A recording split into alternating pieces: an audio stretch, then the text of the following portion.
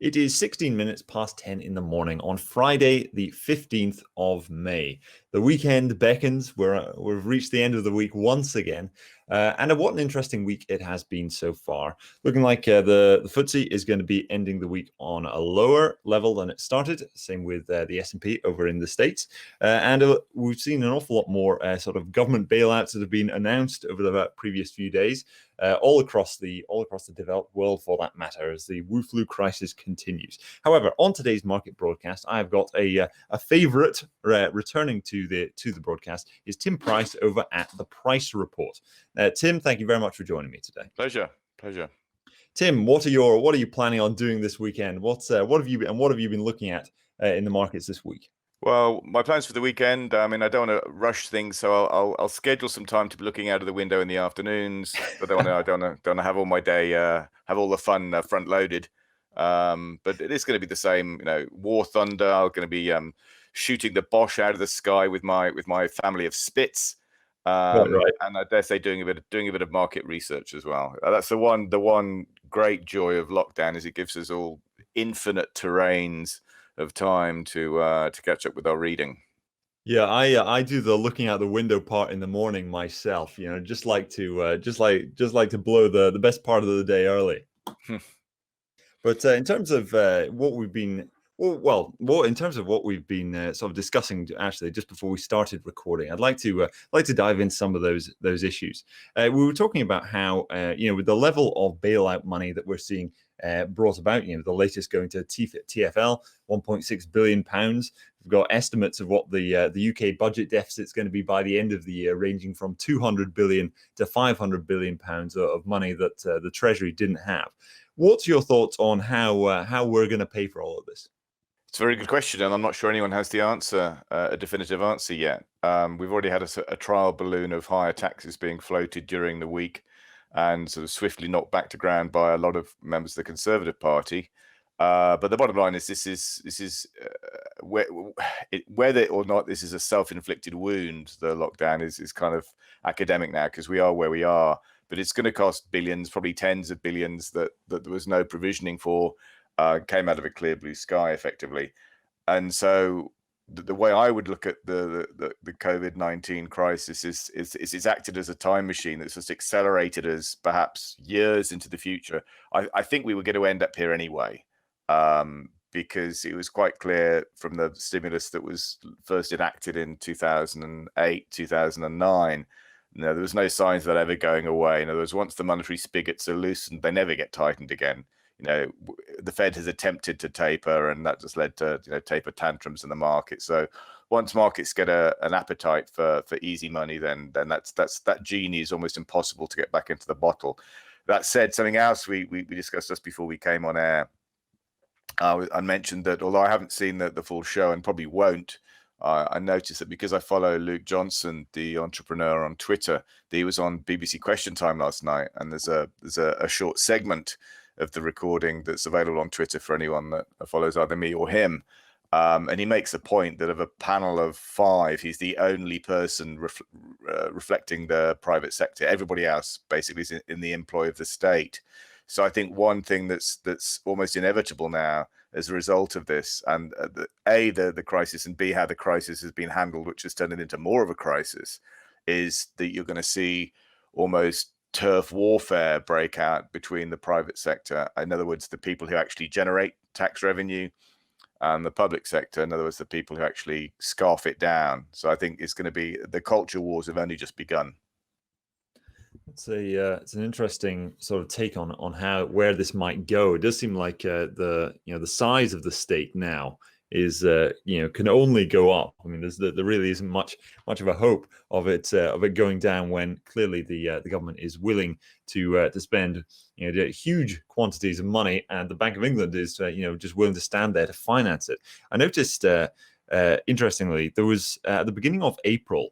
the Andrew Bailey, the new governor of the Bank of England, took to the pages of the FT to say that the Bank of England directly financing the government, what he called monetary financing, was not going to happen. We are not going to just directly print money and give it straight to the government. There wouldn't be what he described it as a permanent expansion of the bank's balance sheet. So generally, when the Bank of England creates money, there is at least some kind of hope, at least, or the way it is categorized, is that we will get that money back. Everything created by the Bank of England is still a loan. His idea for what there would not be any direct financing of the Treasury itself through a permanent expansion of the balance sheet, i.e., the Bank of England was not going to create any money that it would never ask for back. And then give it straight to the government. And so he wrote this piece, obviously, with trying to change the market's view of what the Bank of England was going to behave. And then only 4 days later, I believe, you got this incredible FT headline saying the Bank of England had decided to directly finance the government. However, the way in which this was described was through something called the Ways and Means Facility over at the Bank of England, which is the government's personal bank account at the Bank of England.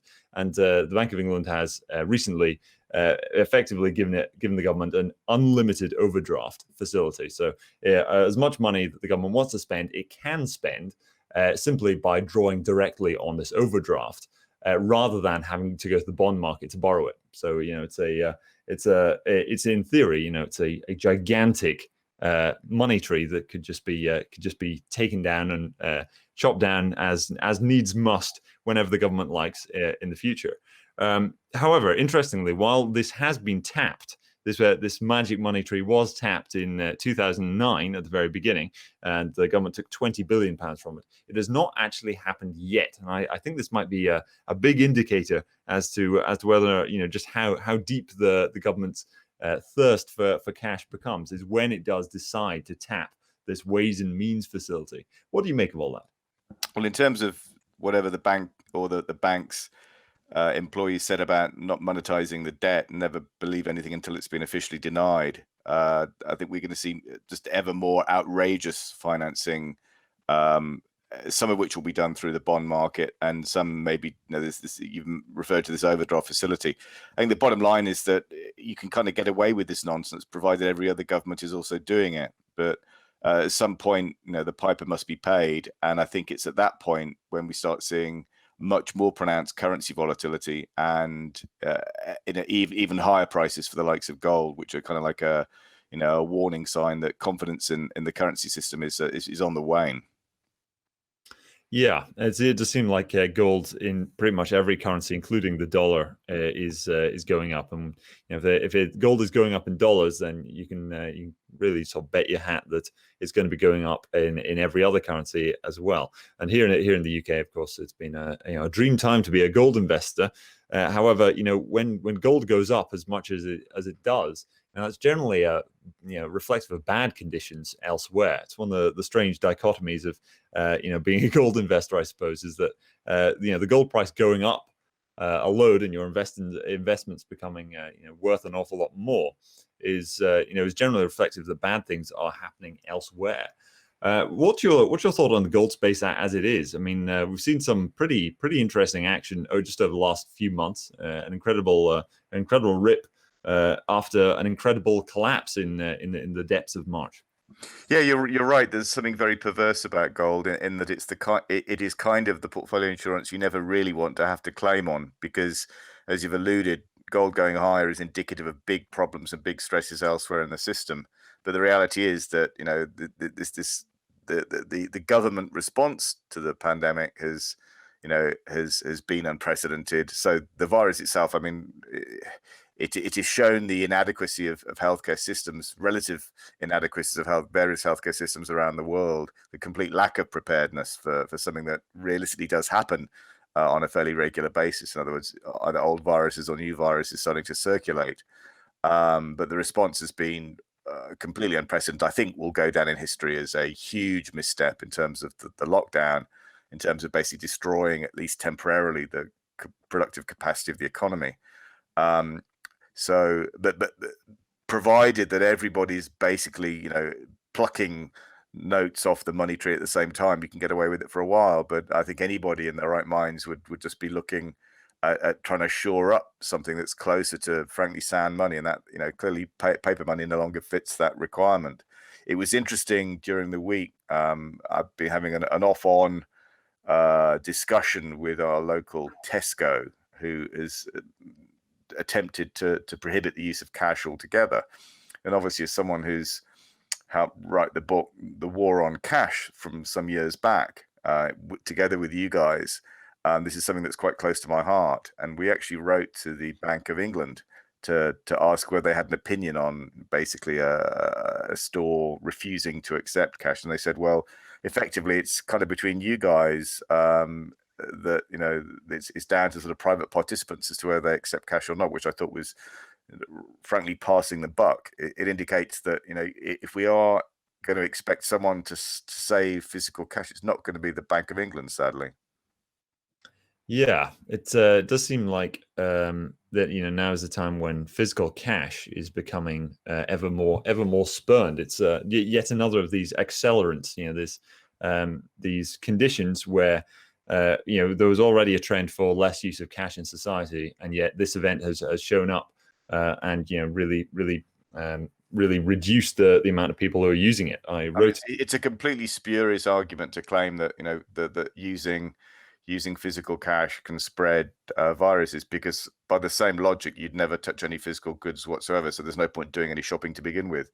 It is a great, if you like, opportunity for silver to take regain a role in the cash economy, because of course silver has antibiotic properties. So it would be in all of our interests for silver coins to be exchanged freely on an ongoing basis. But something tells me that's never likely to happen, sadly. Yeah, indeed. There was actually a subscriber who wrote in recently to me saying that we should be implementing some kind of use of silver in banknotes as for its antiviral properties. So not even silver coins, but just a thin layer of silver on banknotes. So I think it'd be very cool. However, I agree with you. I think it's hard to imagine that the banknote printers would go to such great expense when they're already making so much money now just off using polymer or plastic banknotes. By the way, have you actually seen one of the new £20 notes with William Turner on it? I don't think I have, no.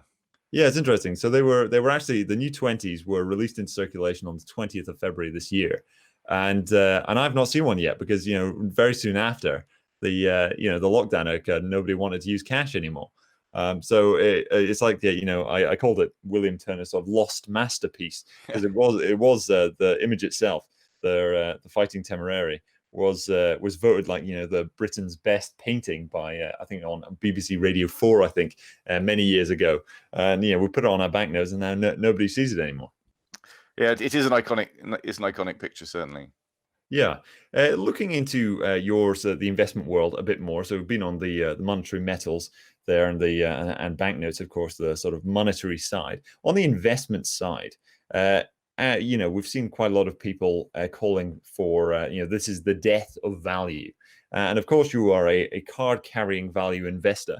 Do you have a riposte for the commentariat who are looking at value investments and saying no, this is not the way we invest anymore. It's all about either passive or growth or a momentum strategy. Yeah, I do. So the FT carried a piece earlier in the week. Coronavirus crisis, does value investing still make sense? And they quote, one of the guys they quoted is Joel Greenblatt, who's a quite storied value manager in the States. And there's just one line which gets to the heart of the issue. And he said, all investing is value investing. The rest is speculation. And the problem with these phrases is that value means different things to different people. But I think Joel Greenblatt is exactly right. Basically, or to use the words of Ben Graham, all intelligent investing is value investing. In other words, if what you're doing is buying stuff or trading stuff, irrespective of its price or valuation, then that's just speculation. It's got nothing to do with proper investing. You're basically throwing darts at a dartboard. And whichever iteration of Buffett's career you look at, Warren Buffett's career you look at, whether you look at the cigar but deep value style he was practicing when he started, which was very successful for him, or what you might now call growth at a reasonable price or a slightly higher quality investing that he's been practicing more recently, in large part because he's Berkshire Hathaway's got far too big to manage as well as he had the capacity for when it was much smaller. The bottom line is that Ben Graham identified this problem decades ago, which is there are two types of investing. One is investing, and the other is speculation. And there's nothing wrong with speculation. There's nothing wrong with momentum investing. But let's agree our terms. If you are buying the market, in other words, you're buying the market rather than buying individual stocks, then you're basically speculating, because you're effectively counting on someone else taking the market off your hands at a higher price. But there's no, so let's say an S&P 500 tracker, for example. Well, there's lots of companies in the S&P 500. Not all of them are worth buying, and some of them are not worth buying at any price. So the thing that offends me is the idea that it is remotely sensible or logical to be buying stuff irrespective of whether it's actually remotely fairly priced or not. There's no hint of discrimination. To me, that's a very lazy way of investing. It's not even investing.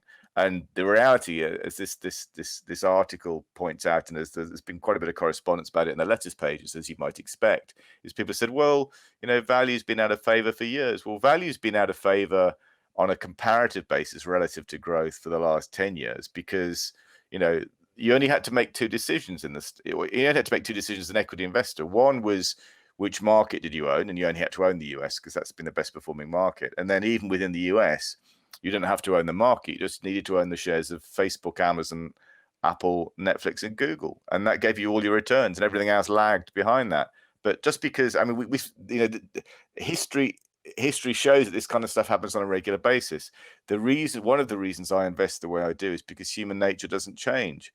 So the current popularity of the FANGs is essentially no different from what was the Nifty 50 back in the late 60s and early 70s.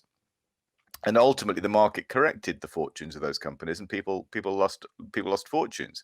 So I'm not suggesting that those companies aren't worth buying and they're not high quality businesses, but I'm just suggesting there is extremely high risk in a very, very concentrated portfolio, and I'd much prefer to be diversified.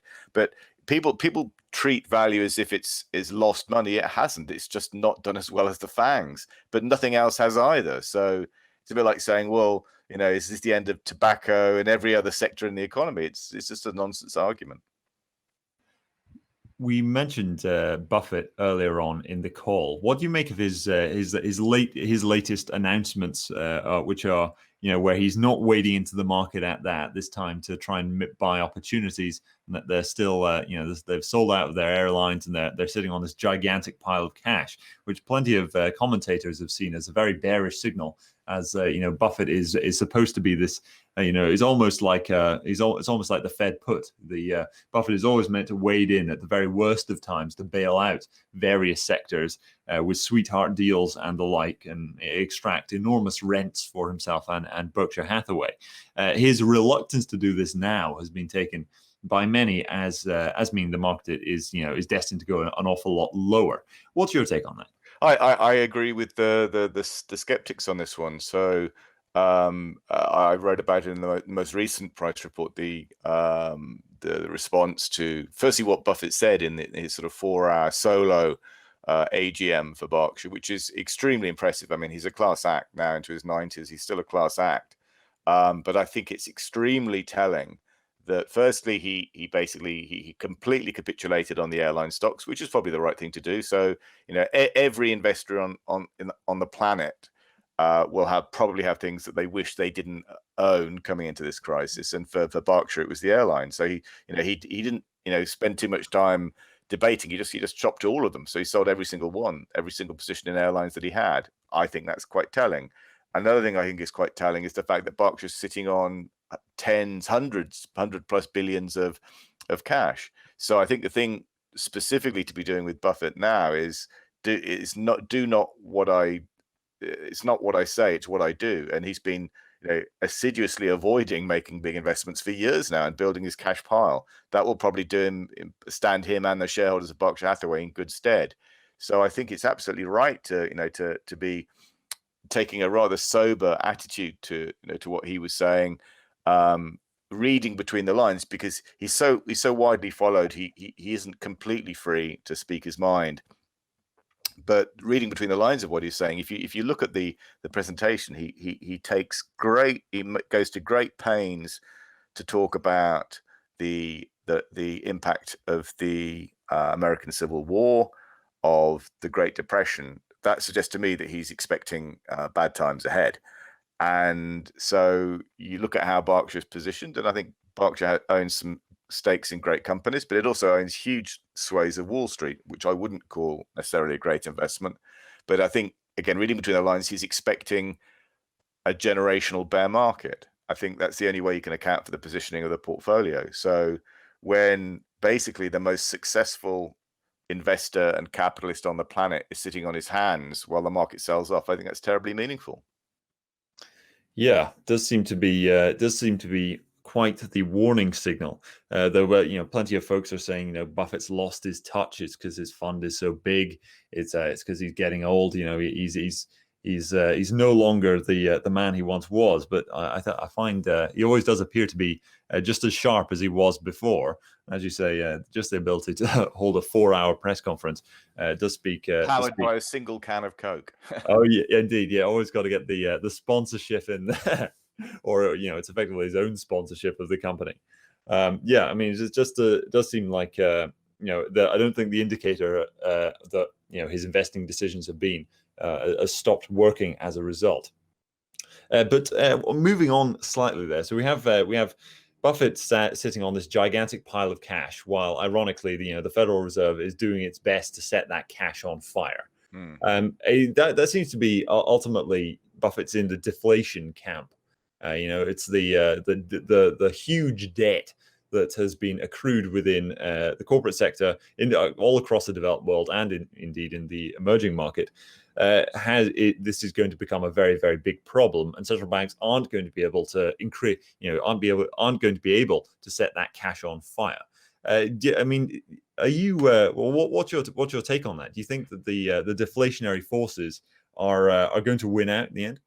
I was talking to Russell Napier a few days ago for one of the podcasts that I do with my friend Paul Rodriguez, and Russell's take is essentially, and Russell Napier, to be fair, if anyone doesn't know him, he's a financial historian, financial analyst, strategist, and also curator of the Library of Mistakes up in Edinburgh, and he knows his history, and his take on this is that it all hinges, the whole deflation inflation argument hinges on whether government can effectively control the commercial banking system. So one of the fears I had back in 2008 was that with the Fed, the likes of the Fed printing money like it was going out of fashion, we'd get inflation and perhaps messily high inflation. Those fears turned out to be premature, not because they were ill-founded, because this, as Russell himself goes to some lengths to point out, there's two types of money. So you've got base money, which is the kind of stuff that central banks can create out of thin air. And then you've got what Russell calls fountain pen money. And fountain pen money is the kind of money that's created by banks when they make loans and take deposits. So the reason why we didn't get the high inflation back in 2008 and afterwards on the back of QE is that while the central banks were filling the bath, if you like to use that analogy, the commercial banks were emptying the bath by taking the plug on it because they weren't lending, they weren't willing to lend, they were hoarding cash. Hence, we had the phrase credit crunch.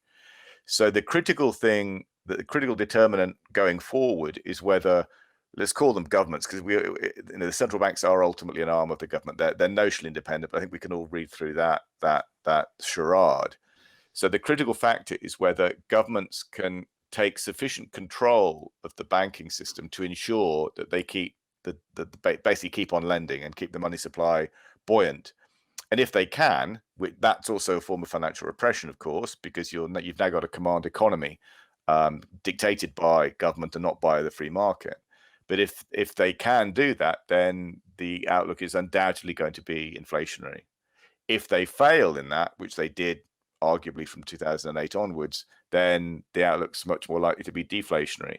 But I sense that the governments of the world collectively now have so much at stake in the game, by way of debt, in other words, that they simply cannot afford the deflationary outcome. So we're going to get inflation whether we like it or not. The punishment beatings will continue until morale improves.